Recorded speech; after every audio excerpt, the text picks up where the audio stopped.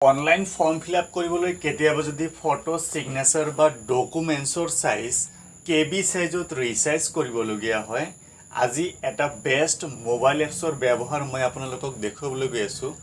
যত আপুনি কোনো ধৰণৰ ফটো এডিটিংৰ নলেজ নহকৈ ইজিলি আপোনাৰ ফটো সিগনেচাৰ বা ডকুমেন্টছ কিনি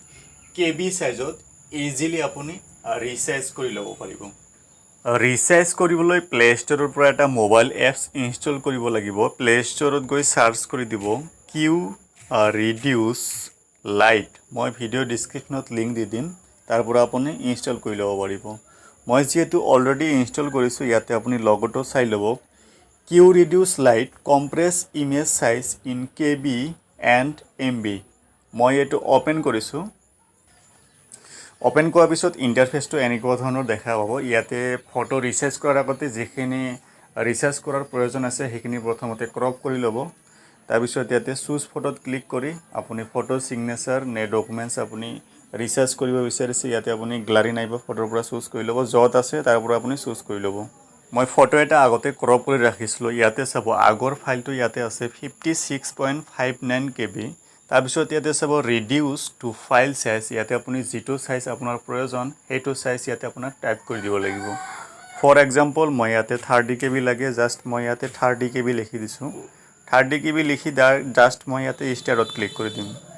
স্টাৰত ক্লিক কৰি দিয়াৰ লগে লগে ইয়াতে চাব কম্প্ৰেস ফাইল সাইজ 29.76 ইয়াতে অলপ কমি যায় 1-2% কমি যায় কিন্তু কাম চলি যায় কোনো ধৰণৰ প্ৰবলেম নাই তো ইয়াতে মই গ্যালাৰিৰ পৰা দেখুৱাইছো 29 KB হৈছে নে নাই অলপ আগতে ৰিসাইজ কৰা ফটোটো হৈছে এটো ইয়াতে আপুনি মই যদি ডিটেইলছত যাও মৰত ক্লিক কৰি ডিটেইলছত ক্লিক কৰি দিলে ইয়াতে চাব পাৰে 29 KB টো হৈ গৈছে তো এনেকৈ আপুনি ইজিলি ফটো সিগনেচাৰ নাইবা ডকুমেন্টছ আপুনি ইজিলি এটো এপছত আপুনি ৰিসাইজ কৰিব পাৰিব মই এতিয়া আপোনালোকক এটা সিগনেচাৰ আৰু ডকুমেন্টছ ৰিসাইজ কৰি দেখুৱাইছো সেম প্ৰসেস বেলেগ ডকুমেন্টছ বা ফটো ৰিসাইজ কৰিবলৈ ইয়াতে আকৌ চুজ ফাইলত ক্লিক কৰি দিব ক্লিক কৰি ইয়াতে আপুনি কোড ৰাখিছে তাৰ পৰা আপুনি সিলেক্ট কৰি ল'ব ইয়াতে ডকুমেন্টটো ইয়াতে চুজ কৰি লৈছো ইয়াতে 593.11 KB আছে ইয়াতে মই যদি এটা 100 KB প্ৰয়োজন হয় ইয়াতে জাস্ট 100 লিখি ইয়াতে আপুনি স্টাৰ্টত ক্লিক কৰি দিলে এটো 100 KB হৈ যাব